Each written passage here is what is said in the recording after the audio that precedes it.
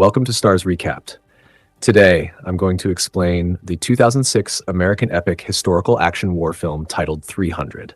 Spoilers ahead. So watch out and take care.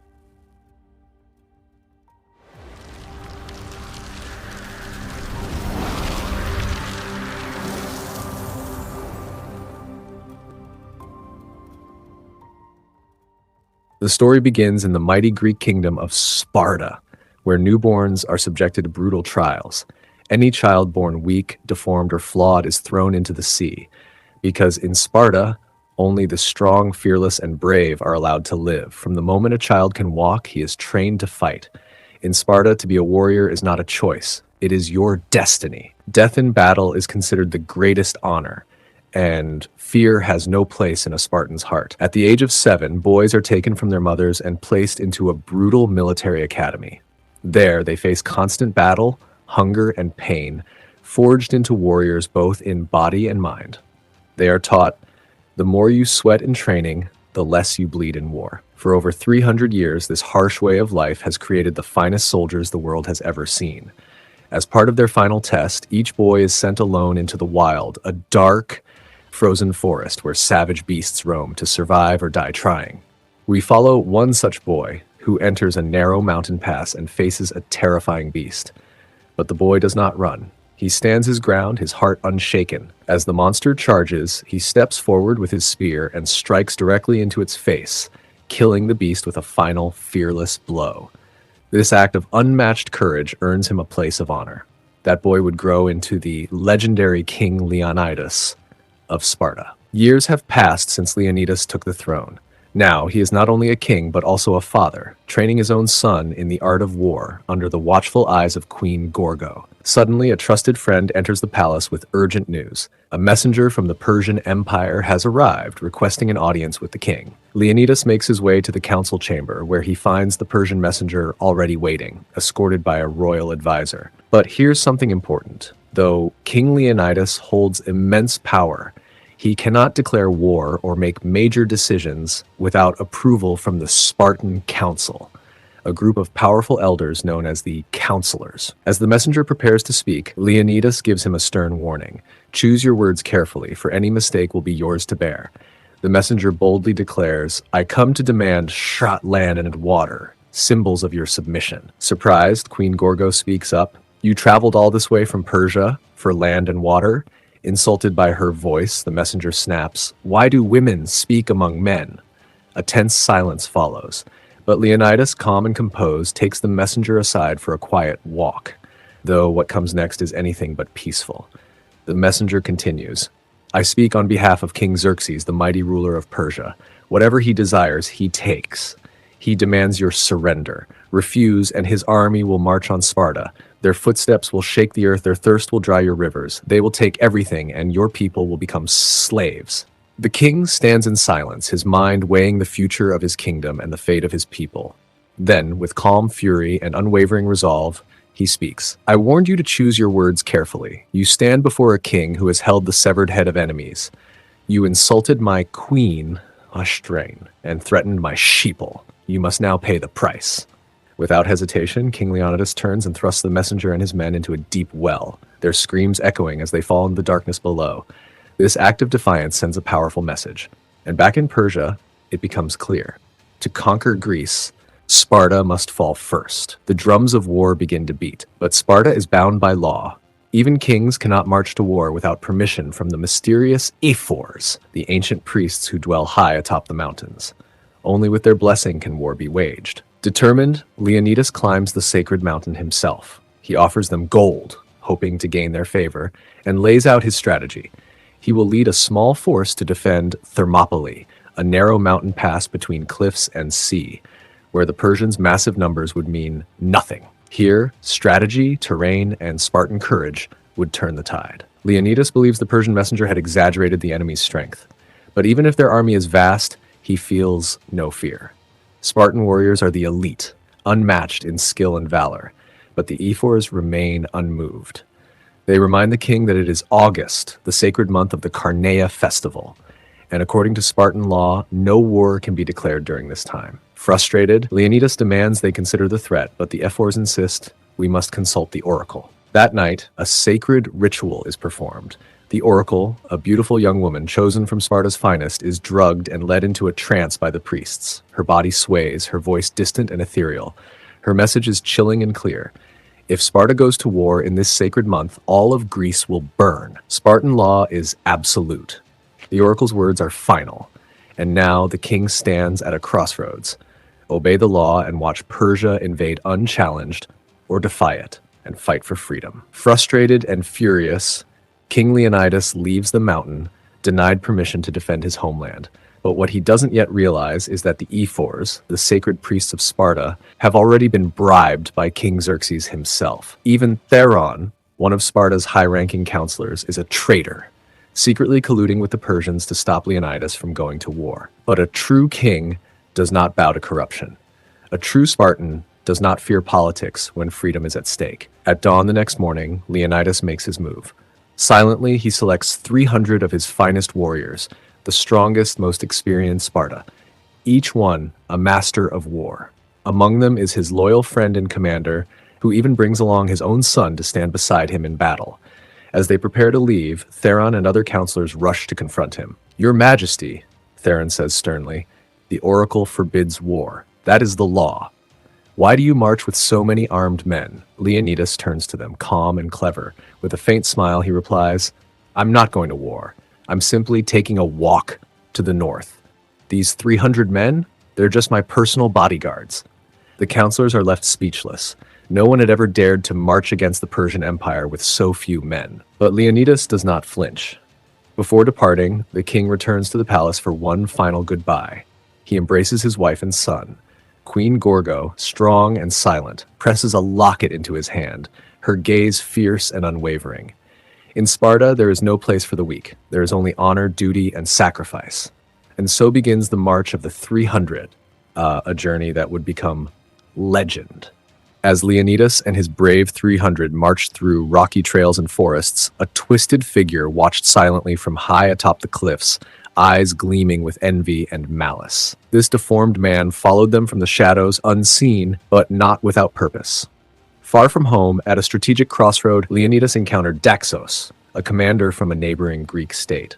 Daxos had arrived with his own contingent of soldiers to support the Spartans, but upon seeing only 300 men behind the king, he was stunned. "I expected Sparta to send an army," Daxos exclaimed. "But this is just a handful of warriors." Leonidas turned calmly to Daxos' troops. He walked among them and asked, "You there, what is your profession?" One answered, "Blacksmith," another, "Shoemaker," a third, "Farmer." Then Leonidas turned to his own men and asked one question.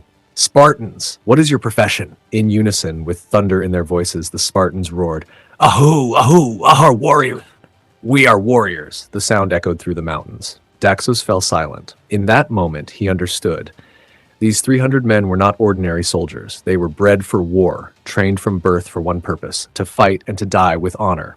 Together, the two armies continued their march, heading toward the narrow pass of Thermopylae, where the fate of Greece would be tested. Meanwhile, the twisted figure from the mountaintop still lurked, creeping silently behind them.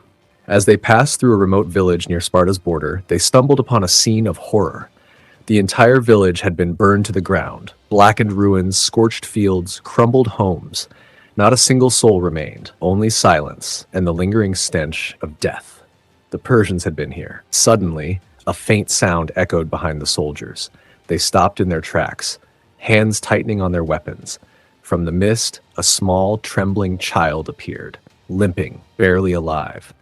He collapsed into King Leonidas' arms. With his final breath, the child whispered, "They brought monsters from the darkness. They killed everyone, but they spared me." And then silence. The boy's lifeless body went still. The Spartans looked up and saw the horror. The bodies of every villager had been hung from the trees, mutilated, left as a gruesome message by the Persians. Daxos stared in disbelief. "I've heard tales of these beasts," he murmured.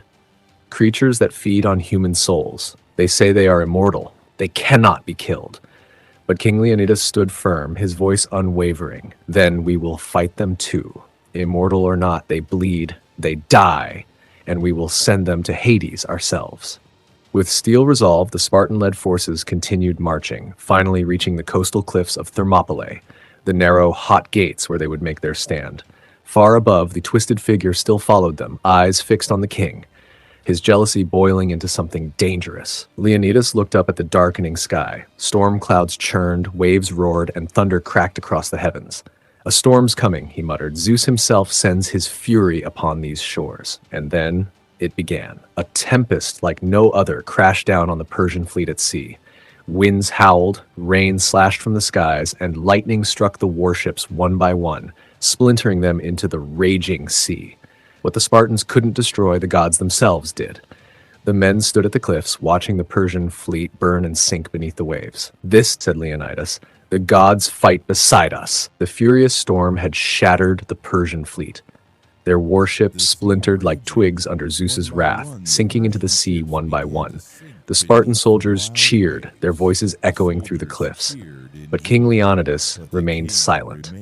His eyes stared out at the horizon, not in victory, but in contemplation. He knew this was only the beginning. Meanwhile, back in Sparta, Queen Gorgo was not idle. She secretly summoned a trusted Spartan advisor.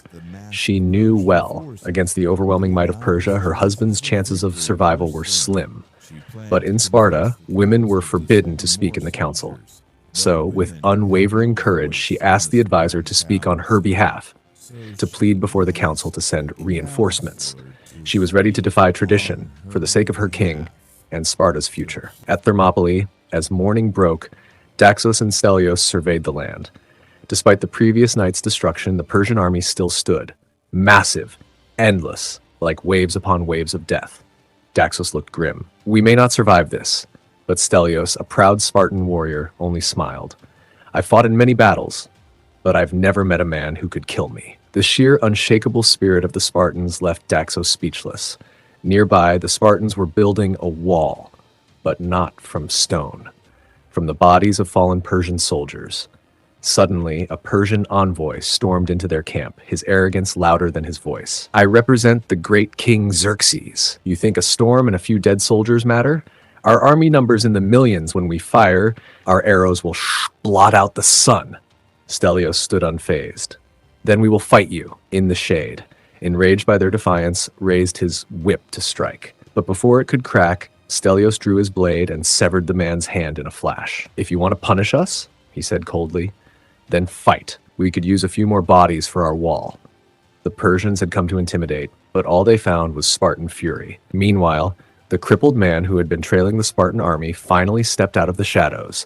With tears in his eyes, he approached King Leonidas and spoke. "Great king, my name is Ephialtes. I was born in Sparta, but because of my deformity, my parents were cast out. All my life, I've dreamed of being a true Spartan. Please, give me a chance. Let me fight beside you." Leonidas looked into his eyes. He saw not just desperation, but loyalty and a yearning to belong. The king was moved, but he was also wise. "Ephialtes," he said gently, "you are brave, but in this formation, on this battlefield, your condition could put your brothers at risk. You cannot hold the shield wall, but if you truly wish to serve, tend to the wounded, carry water, bring food, the war is not only fought with swords." But these words shattered Ephialtes' heart. He wanted glory, not duty, and what he saw as rejection would soon turn into betrayal. Just then, the ground beneath them trembled. Many believed it was an earthquake, but Leonidas knew better. It's not the earth. It's them. From the horizon, the thunder of war approached, an endless tide of Persian soldiers, their footsteps pounding the earth like drums of doom. The Spartans stood tall, shields gleaming, spears ready. A Persian commander stepped forward, sneering, "Surrender now, or be crushed." But before his words could echo off the cliffs, Spartan arrows rained down, piercing his chest and killing him instantly. The battle had begun. The Spartans formed a fortress within the narrow cliffs of Thermopylae, a perfect choke point where the Persians' numbers meant nothing.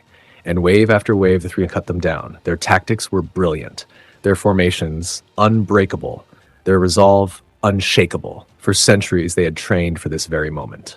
No retreat, no surrender, no mercy. Enemies were flung from the cliffs into the sea like ragdolls. The waters below turned red with the blood of Persia. But Persia retaliated.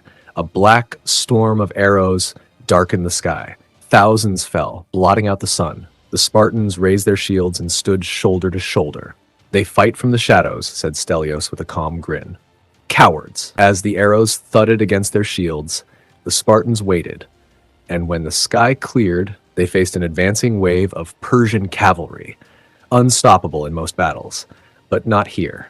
In the narrow pass, the Spartans moved like one living organism, striking from within their phalanx. And incredibly, they defeated the cavalry. Not a single Spartan had fallen. Their legend had just begun. Meanwhile in Sparta, Queen Gorgo met privately with her most trusted counselor. Desperation weighed heavy on her voice. "I must speak to the Spartan council," she said. "My husband needs reinforcements. He doesn't have 2 days," the counselor sighed.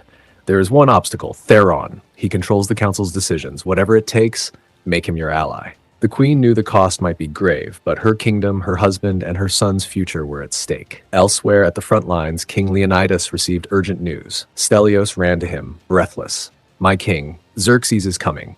Himself." This wasn't just war now, it was a meeting of legends. Beneath the burning sun and towering cliffs of Thermopylae, Leonidas finally came face to face with the god king of Persia. Xerxes towered above mortals in gold, surrounded by monstrous guards, and speaking with the arrogance of a man who believed himself divine. "Leonidas," he said calmly, "you are a warrior, brave, strong.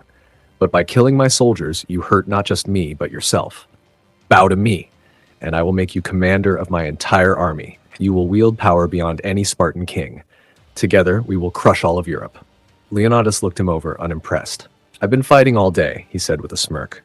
"My legs ache. If you can come down here and press your foot against them, maybe ease my pain, then I'll consider kneeling." A stunned silence followed. The god king mocked. Rage filled Xerxes' face. "You dare insult me? I will erase your name from every scroll, every book. I will burn Sparta to the ground. And if anyone dares speak the name Leonidas, they will be executed. The world will never know you existed." But the Spartan king stood tall, unshaken, unbowed, and unbroken. Without another word, Xerxes turned and vanished into the storm of war that awaited. Meanwhile, at the gates of Thermopylae, a mountain of Persian corpses towered like a grotesque monument to Spartan defiance. But even in this grim victory, King Leonidas felt a chill in his soul. That night, the skies were moonless, the winds silent. Then came the sound, not of marching boots, but of something darker. Xerxes had unleashed his ultimate weapon, a legion feared in every corner of the world, the ghosts of darkness. Clad in jet-black armor with glowing eyes, daggered teeth, and demonic strength, these warriors were known as the soulless immortals. For 500 years, they had never been defeated. No army had survived their wrath. They weren't just soldiers, they were living nightmares. The battle erupted like thunder. Spartan blades clashed against cursed steel. Blood soaked the earth. For the first time, even Spartans struggled to hold the line. Many warriors fell, dying as heroes, honored in battle. Then, as if from the underworld itself, a monstrous champion emerged from the Persian side. A beast. Standing like a titan, armored in bones, muscles like stone, and eyes burning with rage. The creature roared and charged at King Leonidas. What followed was a duel of legends. Steel met fang, flesh met claw. Leonidas dodged and struck, but the beast was relentless. He was thrown across the battlefield, bloodied but unyielding. Then, with the eyes of Sparta upon him, the king rose. He jabbed his spear, blinding the monster in one eye. Then, as it lunged in fury, Leonidas ducked beneath its blow, spun around, and with a mighty roar, sliced its throat open. The beast gurgled, fell, and died at the king's feet. The Spartans cheered. The impossible had been done. The immortal had fallen. But the war was far from over, and greater betrayals still lay ahead. After the fall of the monstrous champion, King Leonidas turned to Dexus and ordered his hidden reserve troops to strike. Though untrained and lacking the Spartans' discipline, these men fought bravely, facing chaos, fire, and death without hesitation. Many perished. But united with the Spartans, they did the unthinkable. They defeated the ghosts of darkness. Even the self-proclaimed god king Xerxes, watching from his golden throne, felt the chill of fear crawl down his spine. This was no ordinary resistance. This was Spartan defiance in its purest form. That night, the warriors did not mourn. They celebrated, wounded, bloodied, but undefeated. They had struck down Persia's most feared army. From now on, they would no longer fight with doubt. They would fight with unshakable pride. The next morning, with dawn breaking over the cliffs of Thermopylae, the Spartans once again faced wave after wave of Persian forces. But this time, their courage was unstoppable. The Persians sent monstrous war rhinoceroses, creatures bred for destruction, armored and brutal. But even beasts fell before the Spartans.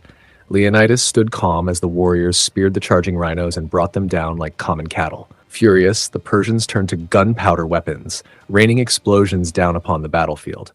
But the Spartans, ever sharp, ever bold, outmaneuvered them and ignited Persia's own powder stores, turning their firepower into a deadly trap. Enraged beyond reason, Xerxes erupted. His voice roared through the battlefield. He punished his generals, executing those whose troops had failed. Next, he sent in the feared elephant cavalry, giant beasts that shook the ground with every step. But the Spartans were unmoved.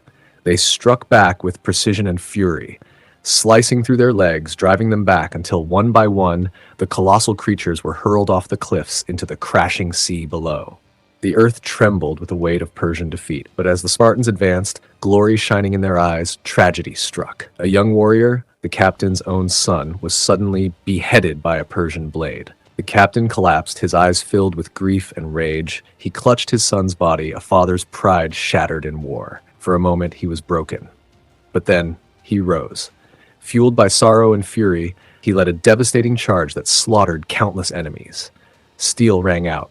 Blood soaked the stones. Once again, the Spartans stood victorious. But even as their enemies fell, a darker twist of fate crept ever closer. Meanwhile, deep in the Persian camp, the twisted man named Ephialtes, rejected by Leonidas, dragged his broken pride to the golden court of Xerxes. Blinded by luxury and seduced by the beauty of Persian dancers, he fell to his knees before the emperor. "If you bow to me," said Xerxes, "and reveal the secret mountain path into Greece, I will give you more gold than your hands can carry.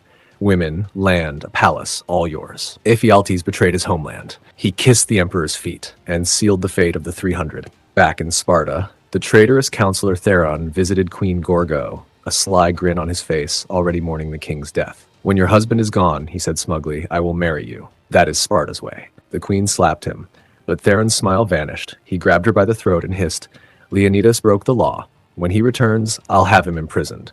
But if you stay with me, I'll convince the council to send help." To save her king, the queen was forced to sacrifice her pride. With cold fury in her eyes, she submitted, not out of weakness, but for Sparta. That night on the battlefield, the Spartans tended to their wounds under the moonlight. One warrior, Delos, had lost an eye. Others stitched their skin, sharpened blades prayed in silence. Suddenly Dexus burst into the camp, gasping for breath. "Leonidas, it's over." "What do you mean?" the king asked calmly. "Ephialtes has betrayed us. He led Xerxes' soldiers through the mountain trail. By sunrise, we'll be surrounded." There was silence. No rage, no panic, only resolve. Leonidas looked at his men. Bloodied, exhausted, outnumbered, still they stood tall. "We will not surrender," he said. "We are Spartans. We do not kneel." Each warrior nodded. They knew the dawn would bring their final stand, and they embraced it. As the dawn of death approached, Dexus, heart heavy with guilt, took his remaining men and fled back home, choosing life over glory. Leonidas, watching him leave, said only, "Let him go. We who remain are bound by something stronger." Turning to his warriors, the king roared, "Prepare for the final battle." The Spartans nodded in silence, each man sharpening his blade, fastening armor, remembering the words of their king. At sunrise, Leonidas summoned the one-eyed warrior Delos. "Take the 100 wounded. Return to Sparta," he said solemnly, placing a locket from his queen into Delos's palm. "Tell the world what we did. Tell them we never bowed." Delos protested, eyes brimming, but Leonidas gripped his shoulder and said, "Go. Your fight is to carry our story. Let the Greeks never forget." As the wounded departed, the king shouted to his warriors, "Eat as you please, brothers. Tonight, we dine in hell." Back in Sparta, stormed into the council chambers. "War burns at our borders," she declared. "Yet you sit in silence? If you won't fight for your king, fight for your homeland." But Theron, oozing false calm, replied, "Your husband broke our laws. He endangered us all, and you betrayed him. You allied with me." The room went still. Gorgo's eyes flared with righteous fury. With a single thrust, she stabbed Theron through the stomach. He fell gasping to the floor. As he collapsed, a golden Persian coin spilled from his robes. Gasps echoed through the hall. Everyone saw it. Theron was a traitor. Sold out to Xerxes. The queen stood tall and shouted, "He spoke of laws, but gold was his only master. Now rise for Sparta." back on the battlefield. The trap had sprung. Guided by Ephialtes' betrayal, Xerxes' armies surrounded the 300 from all sides. A messenger arrived, bowing mockingly. "My lord Xerxes admires your courage," he said. "Bow now, and you shall be forgiven, made commander of all Persia's armies." Even Ephialtes whispered, "Please surrender, live." But Leonidas, unshaken, looked at him coldly and said, "May you live forever." Ephialtes turned away, shamed beyond words. Then the king, for the first time, slowly knelt. But he did not kneel to Xerxes. In his heart, he bowed to Sparta, to his queen, to his people, to the gods of war. And in that silence, a storm began to rise. Xerxes believed the war was over, but it was Leonidas's plan all along. As Xerxes raised his arms in pride, Stelios struck, killing the Persian officer, and in a final defiant act, Leonidas hurled his spear, tearing a wound across Xerxes' face. Though the god king survived, his illusion of invincibility was shattered. Then came the rain of arrows, countless, merciless, unending.